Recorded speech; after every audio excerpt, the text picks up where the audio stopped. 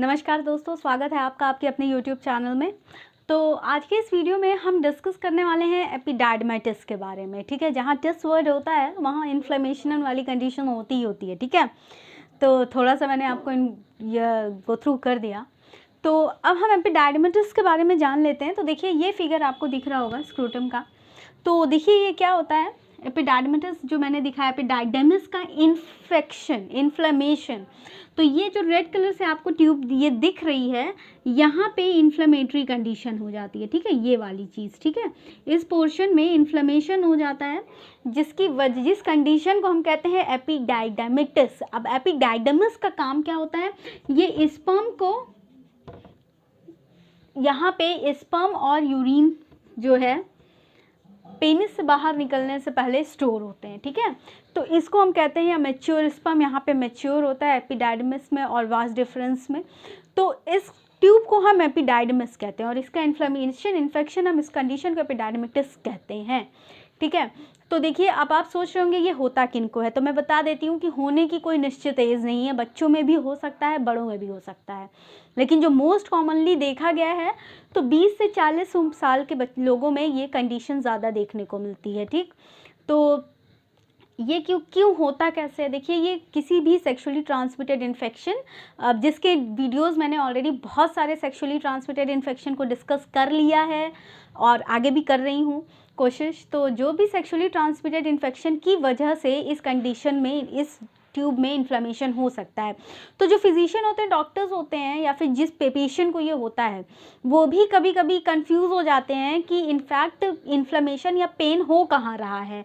Inflammation हम एपिडायडिमिस में हो रहा है पेन, या फिर टेस्टिकल्स में हो रहा है, ये कन्फ्यूजन बनी रहती है। इस चीज़ को ओवरकम करने के लिए डॉक्टर्स ने एक ही टर्म दे दिया, एपिडायडिमोऑर्काइटिस। ठीक है, एपिडायडिमोऑर्काइटिस, जिसमें एपिडायडिमिस में पेन है या फिर टेस्टिकल्स में पेन है, इसमें डिफ्रेंशिएट करने में इशू है, तो इसलिए इस कंडीशन को नाम दे दिया गया। ठीक है, अब देखिए इसके सिम्टम्स की अगर हम बात करें तो सिम्टम्स उसके काफ़ी ज़्यादा हैं, बहुत ज़्यादा सिम्टम्स हैं। जिस पेशेंट को है उसको पहले तो सेल्फ इवैल्यूएशन की ही ज़रूरत है।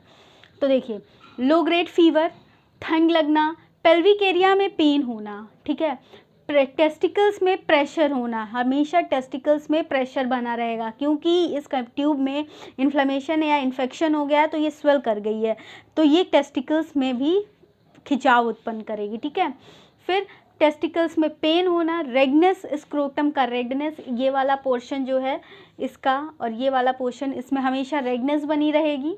पेन ड्यूरिंग एजैकुलेशन के दौरान दर्द होना, सेक्सुअल इंटरकोर्स के दौरान दर्द होना, यूरिनेशन के दौरान दर्द होना, बावल मूवमेंट में दिक्कत आना, हमेशा अर्जेंट यूरिनेशन की लगना, नीड होना कि बस तुरंत यूरिन होने ही वाली है, सीमेन में ब्लड आना, जिसका मतलब है हीमेटूरिया। ठीक है, सॉरी हीमेटूरिया नहीं, हेमाटोस्पर्मिया। ओके, हीमेटूरिया मतलब ब्लड इन यूरिन और हेमाटोस्पर्मिया मतलब ब्लड इन स्पर्म।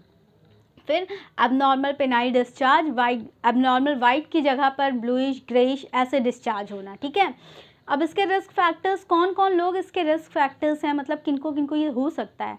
तो देखिए, जो लोग टीबी के पेशेंट हैं उनको हो सकती है, जिनका प्रोस्टेट ग्लैंड का एनलार्जमेंट है उनको हो सकता है, जो यूटीआई जिनको यूरिनरी ट्रैक्ट की सर्जरी हुई है उनका भी हो सकता है ये कंडीशन एपिडायडिमिस।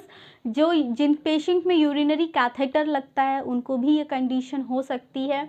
और जो पेशेंट हार्ट मेडिकेशन जिसको हम एमियोडेरोन कह रहे हैं, वो अगर खा रहे हैं तो उन पेशेंट्स को भी ये कंडीशन हो सकती है। ठीक है, तो फ्रेंड्स इतनी सारी कंडीशन है जिसकी वजह से एपिडायडिमिस हो सकता है।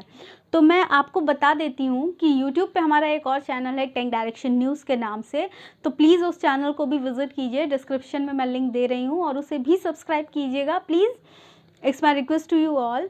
तो ये अब देखिए, अगर इस कंडीशन को, जनरली ये कंडीशन तो अपने अगर ट्रीटमेंट चला रहे हैं तो देखिए, अगर एक्यूट एपिडायडिमिस है तो 6 हफ्तों तक रहेगा, ठीक है। 6 हफ्तों के ट्रीटमेंट के बाद ठीक हो जाता है।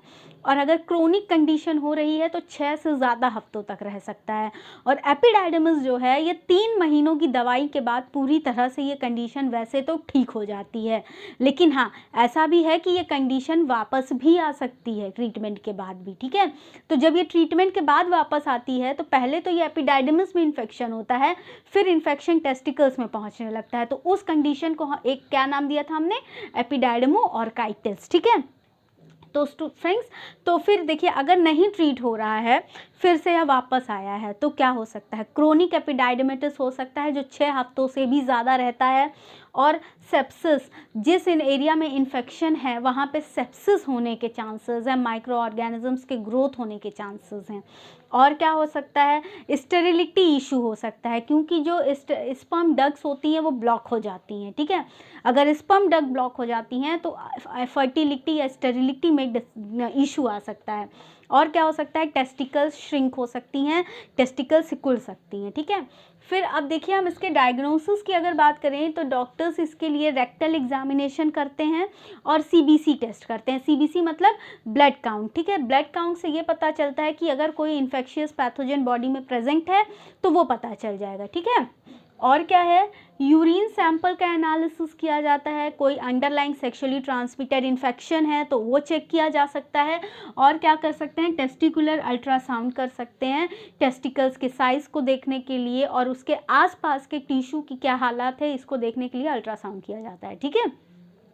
फिर अब हम ट्रीटमेंट की बात करें तो देखिए ट्रीटमेंट इसके लिए जो एंटीबायोटिक्स प्रेजेंट हैं वो हैं। तो देखिए फ्रेंड्स, मैं फिर से आपसे बता रही हूँ कि हमारा यूट्यूब पे एक और चैनल है टेंक डायरेक्शन न्यूज़ के नाम से, जिसका डिस्क्रिप्शन में मैं लिंक शेयर कर रही हूँ, प्लीज़ एक बार उसको भी विजिट करें और उस चैनल को भी सब्सक्राइब करें। तो देखिए डॉक्सीसाइक्लिन और सिफ्ट्राइक्सोन ये एंटीबायोटिक्स हैं हमारे पास एपिडाइडमिस के ट्रीटमेंट के लिए, ओके। और क्या है, पेन मेडिकेशंस हैं जैसे कि आइबुप्रोफेन, जब यहाँ पेन इतना ज़्यादा होगा तो पेन मेडिकेशंस की भी ज़रूरत है, आइबुप्रोफेन। और क्या है, कोल्ड पैक्स मतलब बर्फ़ से सिकाई करना, क्योंकि भाई स्वेलिंग है और इन्फ्लामेशन है तो बर्फ़ से सिकाई की जा सकती है। और क्या कर सकते हैं, एथलेटिक कप पहन सकते हैं, एथलीट्स वगैरह जो जो कप पहनते हैं उसको पहन सकते हैं। इससे क्या होगा कि ये जो टेस्टिकल्स हैं इनको ऊपर की तरफ, ठीक है, टेस्टिकल्स को ऊपर की तरफ ले जाने के लिए, एलिवेट करने के लिए जो एथलेटिक कप्स है उसको वेयर कर सकते हैं। और क्या करना है, हैवी ऑब्जेक्ट्स नहीं उठाना है, ठीक है। हैवी ऑब्जेक्ट्स उठाएंगे तो प्रॉब्लम हो सकती है। अब इसका प्रिवेंशन की अगर बात की जाए तो देखिए इसका कॉम्प्लिकेशन जो रिस्क फैक्टर है टीबी है, तो मतलब एंटी टीबी चीज़ होनी चाहिए, तो यानी कि टीबी की वैक्सीनेशन लेना इंपॉर्टेंट है, ठीक है। और क्या है कि ये सबसे बड़ा इसका कॉज है कि सेक्सुअली ट्रांसमिटेड इन्फेक्शन से हो रहा है, लाइक गोनोरिया, सिफिलिस, इतनी सारी चीज़ें हैं। तो अगर सेक्सुअली ट्रांसमिटेड इन्फेक्शन की वजह से हो रहा है तो मैंने हर बार बताया कि सेक्सुअली ट्रांसमिटेड इन्फेक्शन को रोकने का सिर्फ एक ही तरीका है, दैट इज़ कि सेक्सुअल बैरियर होना चाहिए, यानी कि कॉन्डम का यूज़। तो कॉन्डम्स का यूज़ करना is the most important thing, ठीक। तो friends, this is all about epididymitis. अगर आपका वीडियो से रिलेटेड कोई सजेशन है तो प्लीज़ कमेंट सेक्शन में कमेंट करके मुझे ज़रूर बताइएगा। मैं हर बार वीडियो में चेंजेस इनकॉर्पोरेट करती हूँ जो भी आप सजेस्ट करते हो। और अगर वीडियो पसंद आई हो तो प्लीज़ इन्फॉर्मेशन आगे शेयर कीजिए, चैनल को सब्सक्राइब कीजिए और बेल आइकन ज़रूर प्रेस कीजिए।